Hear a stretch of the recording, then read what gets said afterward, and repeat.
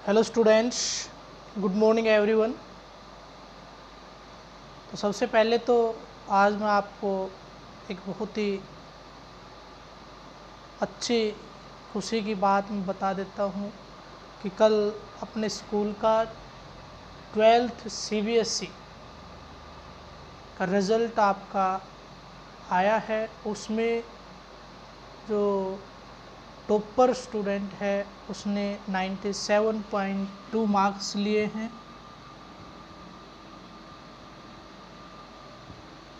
और second topper जो है उसके हैं 97% और जो थर्ड है उसके हैं 96.4%। यानी ऐसे करके रिज़ल्ट की अगर बात करें तो बहुत ही अच्छा रिज़ल्ट आया। आप भी देख रहे हो कि अगर जिस बच्चे के 97.2% मार्क्स आए हैं तो उसके कितने मार्क्स कटे होंगे। अप्रोक्सीमेटली 14 मार्क्स टोटल में से इसके कटे हैं। इसके 15 और इसके शायद 16, 17 या 18 के आसपास इसके कटे हैं। तो आप देख सकते हो कि रिज़ल्ट बहुत ही अच्छा आया है। अबोव 90% जो बच्चे हैं जिनका 90% से ऊपर मार्क्स हैं वो 14 स्टूडेंट्स हैं। 14 स्टूडेंट्स के 90% से अबोव मार्क्स आए हैं। और ओवरऑल रिज़ल्ट की बात करें तो बहुत ही अच्छा आया है। तो अपने आसपास के एरिया में जितने भी स्कूल हैं किसी का टॉपर 95.5 से ऊपर है नहीं और हमारे 95% और 97.2% के बीच में 9 स्टूडेंट्स हैं।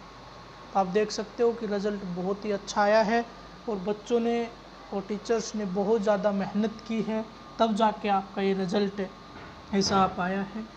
तो आप सभी से भी मैं उम्मीद करता हूँ कि आप इनसे भी अच्छा रिज़ल्ट लेके आने के लिए मेहनत करेंगे।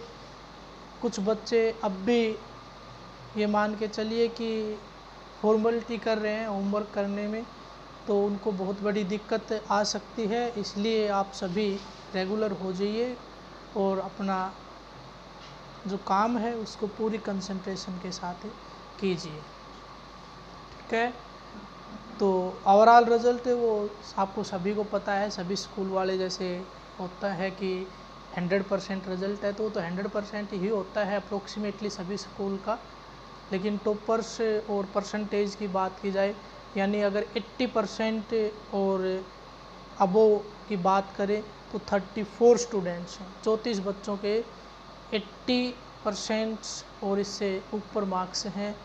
तो ये मान के चलिए जो टोटल स्टूडेंट्स थे उनसे आधे से भी ज़्यादा बच्चों के 80% से ऊपर मार्क्स हैं। तो आप सोच सकते हो कि रिज़ल्ट में तो कोई कमी है नहीं। हम ये कहेंगे कि काफ़ी अच्छा रिज़ल्ट है। और CBSE बोर्ड में अपने स्कूल का ये सेकंड रिज़ल्ट ही था। फर्स्ट भी अच्छा आया था लेकिन उसमें जो टॉपर है वो 95.5% पे रह गया था, लेकिन अब की बार 97.2 है। और कोशिश कर रहे हैं कि जो अब की बार 12th का बैच है उसका टॉपर इससे भी ऊपर जाए और जो स्टूडेंट्स हैं जिनकी संख्या 90% जो संख्या है 90% और इससे अबोव लेने वालों की, वो इससे भी ज़्यादा आपकी संख्या बने। और ऐसे ही हर साल कोशिश ये की जाती है कि पिछले साल से अच्छा रिज़ल्ट आए। तो आप देख लीजिए आपके सामने जो अब फ़िलहाल 12th है, मैं तो ये कह रहा हूँ जो ये बच्चे थे इनसे भी अच्छी क्लास है और मेहनत करने में टीचर वही हैं जो टीचर अब थे, सेम टीचर इस बैच के लिए भी हैं। और कोशिश ये रहेगी कि आपके लिए भी वही टीचर्स हम रखें स्कूल में और आपका रिज़ल्ट इससे तो बहुत ज़्यादा अच्छा हम लेके आने की कोशिश करेंगे। बस आपको साथ देना है हमारा और अपना काम कंसंट्रेशन से करना है, ठीक है। बच्चा मतलब ये है कि अपनी तरफ से कुछ एक्स्ट्रा करे, बहुत अच्छी बात है, लेकिन टीचर को फॉलो करना भी बहुत ज़रूरी है। अगर आप टीचर को फॉलो करना छोड़ देते हो और केवल अपनी तरफ से काम करते हो तो कभी भी ज़्यादा मार्क्स नहीं आएंगे। आपको दोनों काम करने पड़ेंगे, टीचर को फॉलो करना ही करना है, साथ में अपनी खुद की मेहनत भी यानी एक्स्ट्रा वर्क भी आपको करना पड़ेगा। ऐसा नहीं है टीचर ने जो कर दिया वो बस सफिशिएंट है, ऐसा नहीं है। पेपर बहुत अच्छे लेवल के पेपर बनाती है सीबीएसई बोर्ड। तो इसलिए आप सभी को मेहनत करनी है। तो कुछ बच्चों के सर पे बहुत सवार था कि परसेंटेज हरियाणा बोर्ड में अच्छी आती है और सीबीएसई में नहीं आती है। तो मैं बता देता हूँ आपको कि आज तक का जो रिज़ल्ट हमारे स्कूल का रहा है हरियाणा बोर्ड का, उस हरियाणा बोर्ड के रिज़ल्ट से अब की बार हमारा सीबीएसई का काफ़ी अच्छा आया है। हम ये नहीं कह रहे कि हरियाणा बोर्ड का ख़राब आता था, लेकिन उसके कंपैरिजन में देखें तो पेपर बहुत अच्छे लेवल के आते हैं और साथ में रिज़ल्ट उससे भी अच्छा आया है। तो आप देख सकते हो, हरियाणा बोर्ड का देख लेना तब आए तब कि उसमें क्या आपके जो आसपास में स्कूल है उनका रिज़ल्ट क्या रहता है और सीबीएसई में हमारा क्या रहा है। तो ये मान के चलिए कि बोर्ड का तो कोई मैटर है ही नहीं, बस केवल और केवल आपको मेहनत करनी है, बाकी आगे का काम हमारा है। ठीक है, तो मेहनत करोगे तो रिज़ल्ट अच्छा आएगा। और मैं तो ये कहता हूँ कि आपके जितने भी साथी वगैरह इधर उधर जो अच्छे इंटेलिजेंट थे या मीडियम थे या जो भी थे, जिन्होंने केवल नकल के चक्कर में आपके जो स्कूल हैं हरियाणा बोर्ड के उनमें एडमिशन लिया है, तो वो अपने आप को धोखा दे रहे हैं। अगर नकल के चक्कर में किसी स्कूल में गए हैं तो वो अपना ही नुकसान करेंगे, बाकी किसी का कुछ नहीं। तो उनको भी आप मोटिवेट कीजिए कि अपने स्कूल में आए और हमारा रिज़ल्ट आप उनको बताइए कि आप सभी को पता है कि हम ज़्यादा ऐड वगैरह करते नहीं हैं, हम ऐड केवल स्टूडेंट्स की हेल्प से ही करते हैं। यानी ये मान के चलिए कि हमारी ऐड स्टूडेंट्स ही हैं, वो अपने आप ऐड करते हैं। तो जो भी बच्चे अब तक काम नहीं कर रहे या किसी और स्कूल में जाने की कोशिश कर रहे हैं, तो मैं आपसे चाहता हूं कि थोड़ा सा हमारे स्कूल के बारे में भी उनको बताएं और कोशिश करें कि ज़्यादा से ज़्यादा एडमिशन आप 11th क्लास करवाओ। तो आइए आगे अब हम टॉपिक को शुरू कर देते हैं। तो टॉपिक है आपका जो chapter motion in a plane चला हुआ है, उसका lecture number 3 for class 11th। और टॉपिक आज हम जो इस लेक्चर में कवर करेंगे वो रहेंगे multiplication of vector by a real number, multiplication of vector by a scalar. देखिए इसके बाद एक मल्टीप्लिकेशन और बच जाती है, multiplication of vector by A vector. वो थोड़ा सा पोर्शन जो है वो लास्ट में किया जाएगा वेक्टर के। पहले इसमें एडिशन और सब्ट्रैक्शन सीख लेते हैं और उसके बाद जो रिजल्टेंट वेक्टर है उसकी डायरेक्शन और मैग्नीट्यूड निकालना सीखेंगे और फिर जाके हम करेंगे multiplication of vector by A vector. तो आज के वीडियो में केवल मैं ये 3 टॉपिक कवर करने वाला हूँ और उम्मीद करता हूँ कि आप पूरे कंसंट्रेशन से लगातार वीडियो को देखेंगे। तो आइए देखिए multiplication of vector by a real number. तो सबसे पहले इसमें जो फर्स्ट पॉइंट में लेके चल रहा हूँ, वो आपका है अगर मैं जो रियल नंबर है n इज इक्वल टू 2 लेके चलूँ, ठीक है, और मेरे पास पहले से यानी ऐसे लिखोगे गिवन वेक्टर इज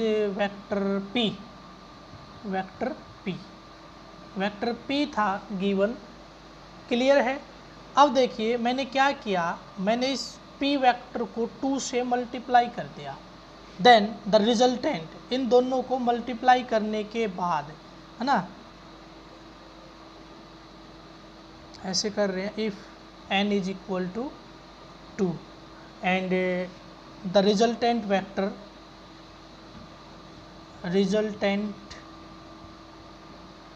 ये तो कन्फर्म हुआ कि अगर हम किसी वेक्टर को रियल नंबर से मल्टीप्लाई करते हैं तो रिजल्टेंट भी क्या मिलेगा, एक वेक्टर ही मिलेगा, क्लियर है। तो रिजल्टेंट वेक्टर इज क्या, मान लिया कि रिजल्टेंट वेक्टर क्या रहेगा, क्या रहेगा, एंड वेक्टर क्या is equal to 2 into P.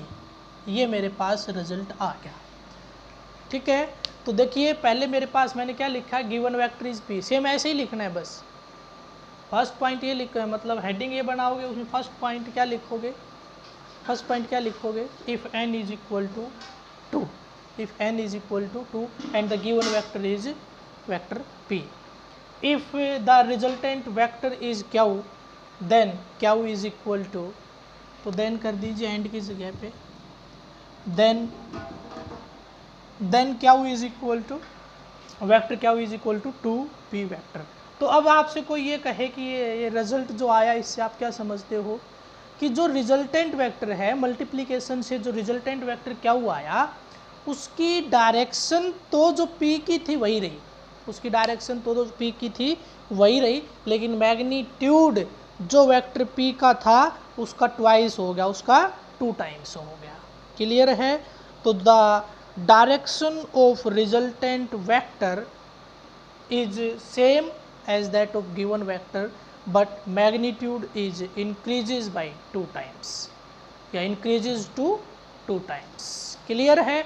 चलिए उसके बाद इसी में ये फर्स्ट केस हमारा था। सेकंड केस अगर लेके चले if n is equal to -3, if n is equal to -3 and given vector is note कर लीजिए if given vector is vector ए क्या है, चलिए ऐसे कर देता हूँ। If given vector is vector A, small A उसके ऊपर एरो लगा दीजिए, गिवन वेक्टर इज ए, ठीक है। देन द रिजल्टेंट वेक्टर, हम क्या कर रहे हैं मल्टीप्लिकेशन, तो इसका मतलब समझ गए होगे कि 2 टर्म है, एक तो ये है और एक ये है, तो resultant vector, then resultant vector is vector ए, क्या मान के चल रहा हूँ मैं वेक्टर ए, और वो क्या आएगा -3 एज इट इज और इनटू में ए, इनटू में ए।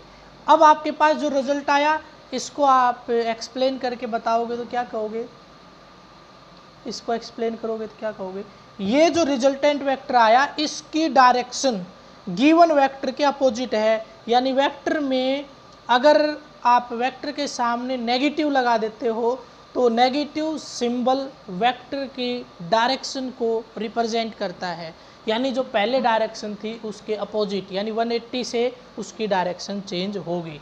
यानी पहले अगर डायरेक्शन ये थी तो अब की बार डायरेक्शन क्या होगी है ये। क्लियर है? इतना क्लियर हुआ? यानी जो आपके पास रिजल्टेंट वेक्टर आया उसकी डायरेक्शन अपोजिट है गिवन वेक्टर, गिवन वेक्टर जो था उसके अपोजिट हो गया है, and its magnitude is increases to 3 times. इसका जो मैग्नीट्यूड है रिजल्टेंट का वो इंक्रीज हो गया कहाँ, 3 गुना। कितना इंक्रीज हो गया है? 3 गुना। तो ये था multiplication of vector by a real number, multiplication of A vector by a real number. Clear हुआ? चलिए उसके बाद हाँ ये आप चीज़ क्लियर करके चलिए, ये नेगेटिव सिंबल यहाँ पे अगर आता है वेक्टर में तो ये क्या बताता है, डायरेक्शन अपोजिट, यानी 180 से चेंज हुई है डायरेक्शन। उसके बाद नेक्स्ट जो आपको टॉपिक दिख रहा है वो है multiplication of vector by a scalar. Vector को एक स्केलर से मल्टीप्लाई कर देंगे तो क्या होगा, आपको बताया था कल, अगर कोई वेक्टर हम स्केलर से मल्टीप्लाई करते हैं then the magnitude of that vector is scalar times and direction remains unchanged. अगर हम किसी वेक्टर क्वांटिटी को स्केलर से मल्टीप्लाई करते हैं तो उसका जो रिजल्ट है वो एक वेक्टर आएगा जिसकी डायरेक्शन जो गिवन वेक्टर था उसी की डायरेक्शन में रहेगी और मैग्नीट्यूड स्केलर टाइम्स हो जाएगा। तो नोट कर लीजिए, if we multiply any given vector by a scalar then the resultant is also a vector quantity whose direction is same as that of a given vector and magnitude is scalar times and magnitude is scalar times.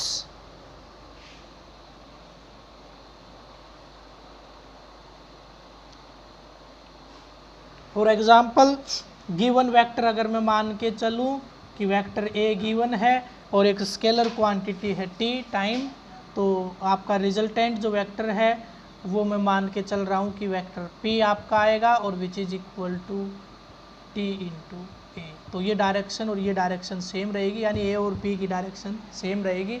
और ये t times इसका क्या हो गया है, magnitude हो गया है। तो जो p है उसका जो डायरेक्शन है वो तो a के जैसा रहा, और जो मैग्नीट्यूड है वो जो गिवन वेक्टर a था उसका t टाइम्स हो गया है, यानी स्केलर टाइम्स हो गया है। तो ये आप एग्जाम्पल लेके लिख सकते हो। उसके बाद बहुत अच्छा सा टॉपिक है आपका एडिशन ऑफ वेक्टर। तो जो वेक्टर एडिशन है वो बाकी अलजेब्रा में जैसे हम एडिशन करते हैं उस तरह से नहीं कर सकते, वेक्टर्स को अलजेब्रिकली ऐड नहीं कर सकते। यानी अलजेब्रा में यानी मैथ में जो आपने अर्थमेटिक मैथ जिसको हम बोलते हैं उसमें एडिशन सब्ट्रैक्शन सीखा है, ऐसे हम वेक्टर्स का नहीं कर सकते। तो सबसे पहला देखिए, मेरे पास गिवन है एक तो वेक्टर a है ऐसे, और दूसरा वेक्टर मेरे पास वेक्टर b। तो इनको ऐड करने से एक नया वेक्टर आएगा, वेक्टर c। मान लिया क्या आएगा, वेक्टर c आएगा। गिवन वेक्टर्स क्या करोगे, vector a and b। Given vectors are vector a and b। तो vector c is equal to vector a plus vector b, ये आना है।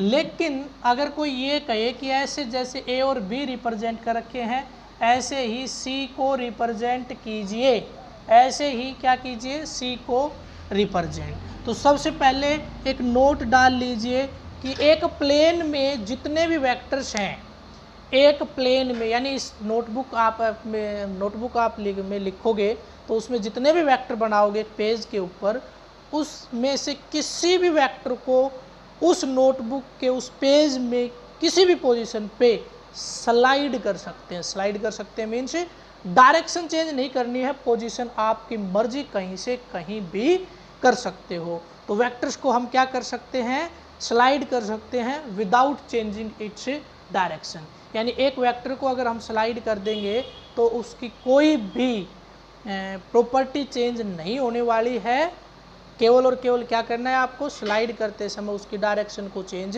नहीं करना है। तो ऐसा ही हम ये रूल यूज़ करते हैं एडिशन के लिए कि वेक्टर b को मैं ऐसे कि ऐसे स्लाइड करके ले जाऊं और यहाँ पे टच कर दूं।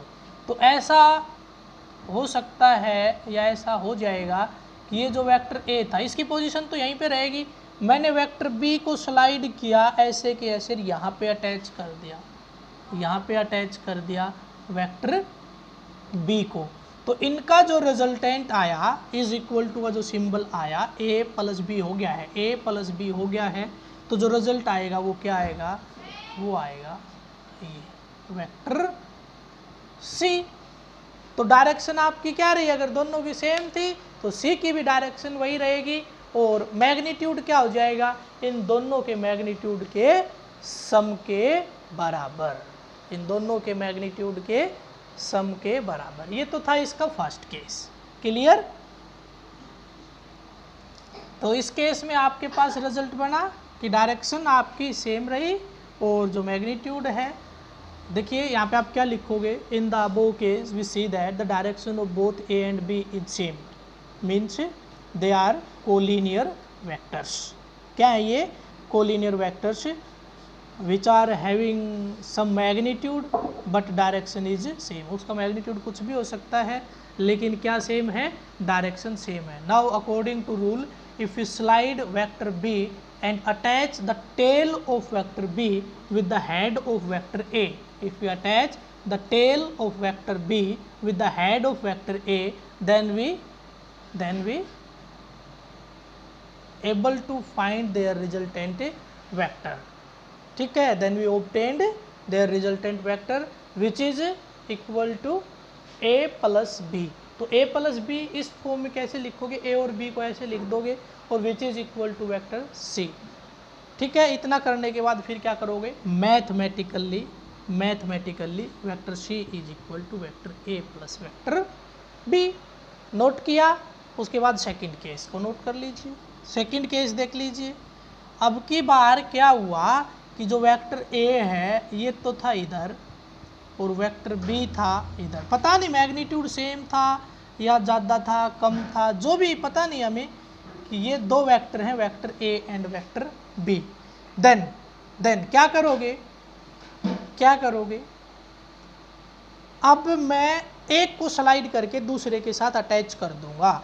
मेरे को क्या करना है, ऐड करने में हमने क्या करना होता है, स्लाइड करना होता है। तो देखिए स्लाइड करते समय डायरेक्शन नहीं बदलनी चाहिए। इसको स्लाइड करके या तो आप यहाँ लेके आ सकते हो या फिर आप यहाँ लेके आ सकते हो, यानी स्लाइड करके दो केस बन सकते हैं। एक तो आप इसको ऐसे भी कर सकते हो ना, है ना, इधर वेक्टर आपका क्या आ गया बी और इधर वेक्टर क्या था आपका ए, ऐसे भी कर सकते हो। और दूसरा क्या हो सकता है, वेक्टर ए इधर रखा और बी को आप ऐसे भी लेके आ सकते हो। दोनों एक ही बात है, आपकी मर्जी कैसे भी कर दो। अगर आपका इस तरह से वेक्टर आ रहा हो, यानी दो एरोज आपस में टकरा रही हो, दो एरोज आपस में आमने सामने से आ रही हो, यानी एक एरो ये है और एक एरो ये है, ये दोनों ऐसे आ रही हो, तो रिजल्ट निकालने के लिए पहले इनकी टेल से टेल कंसाइन करवानी पड़ती है, यानी उल्टा करना पड़ता है। इट मीन्स ये रिप्रेजेंटेशन बेटर है एज कम्पेयर टू दिस, ये बेटर रिप्रेजेंटेशन है। तो करनी दोनों ही है, आप फिर इसके ऊपर ऐसे टिक लगा लोगे, ये है बेटर रिप्रेजेंटेशन। ऐसे करना अच्छा रहेगा आपके लिए, ऐसे करोगे गलत नहीं है, लेकिन ऐसा करना और भी अच्छी बात है, और भी अच्छा रहेगा। तो ये मैंने रिप्रेजेंट कर दिया। दोनों कर दोगे तो उसका तो कहना ही क्या है। ये मैंने इनको यहाँ पे दिखा दोगे, ये दोनों की टेल से टेल कंसाइन करवा दी है। तो अब नया वेक्टर क्या मिलेगा, देखिए जो पहले वेक्टर लिखोगे उसको लिखोगे एज इट इज, उसको लिखोगे as it is. Suppose the resultant vector is a vector C, जो रिजल्टेंट वेक्टर है वो क्या मिला, वेक्टर सी। तो वेक्टर ए में कोई चेंजमेंट किया क्या, नहीं किया, उसकी डायरेक्शन हमने वही रखी, ना उसको स्लाइड किया। इट मीन्स वेक्टर ए को तो मैं एज इट इज लिख देता हूँ, लेकिन वेक्टर बी को मैंने स्लाइड भी किया है। और साथ में अगर मैं देखूँ डायरेक्शन की, मैं क्या कर रहा हूँ, एडिशन कर रहा हूँ। तो ये मैंने ऐड कर दिया है, ये मैंने क्या कर दिया है, ऐड का सिंबल लगा दिया है प्लस। लेकिन अगर मैं डायरेक्शन की बात करूं तो मैंने बताया था वेक्टर में अगर अपोजिट डायरेक्शन है तो उस वेक्टर के सामने क्या लग जाता है, नेगेटिव लग जाता है। तो क्या रिप्रेजेंटेशन रहेगी आपकी, -b।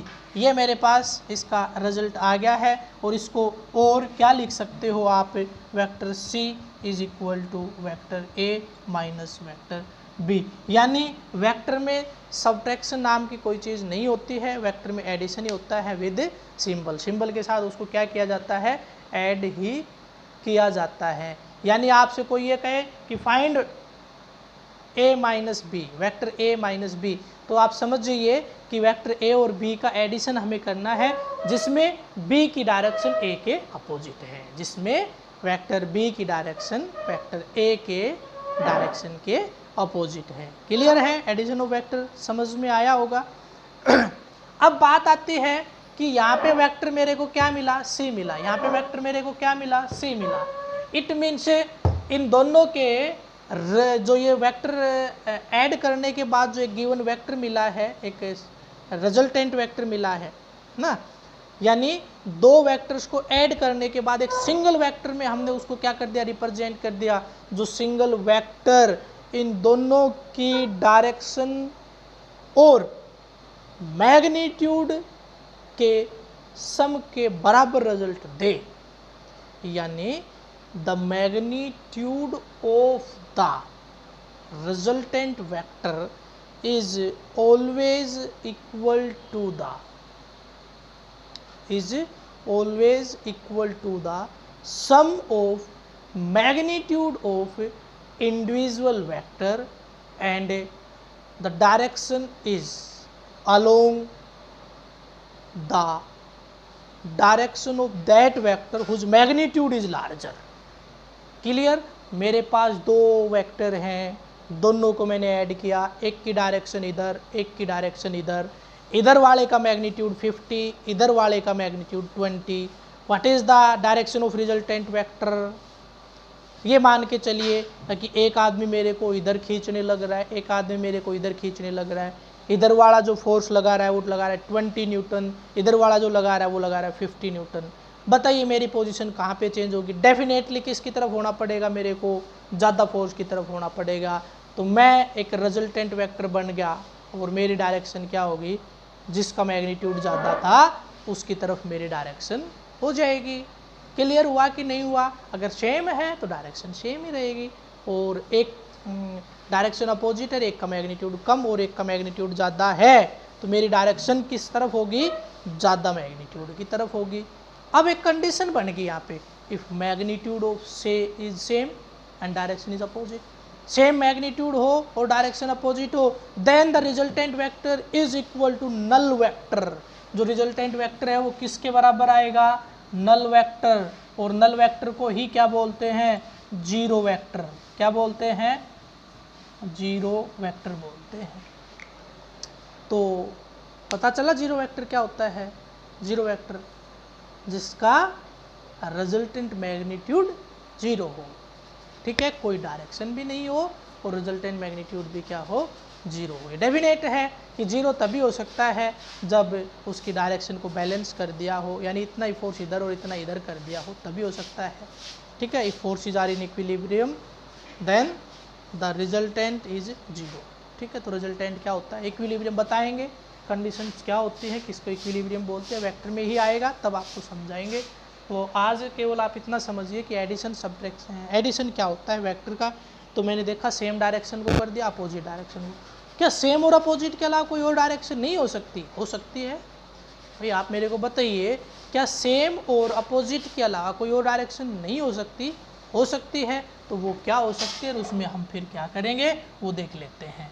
तो देखिए यहाँ पे एक आपने सुना होगा polygon law of vector addition, तो एक शायद एक टर्म आपकी रहेगी, मैंने आपको ये सम बता रहा था कि दो वेक्टर का अगर मैं सम कर रहा हूँ तो उनका जो एक नया वेक्टर आएगा उसको बोलते हैं रिजल्टेंट वेक्टर। और उसकी डेफिनेशन क्या रहती है कि resultant vector of the given vector is having magnitude equal to the sum of individual magnitude of given vectors and direction is along the direction of that vector whose magnitude is larger, ठीक है। चलिए next की अगर मैं बात करूं कि अब की बार मेरे पास दो वेक्टर हैं, एक तो वेक्टर a है और एक है वेक्टर b, ऐसे ऐसे दे दिया गया। अब क्या करेंगे, अब क्या करेंगे, तो हमारा काम तो यही होता है कि इन दोनों को स्लाइड करके, थर्ड केस है, इन दोनों को स्लाइड करके आपस में टच कर दीजिए कि एक इधर जा रहा था और एक जा रहा था इधर।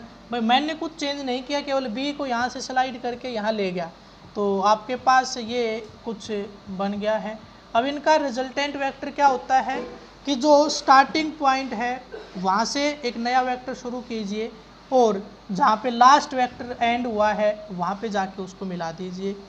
तो ये आपका यहाँ पे रहेगा वेक्टर आर और which is equal to vector A plus vector B, vector A plus vector B.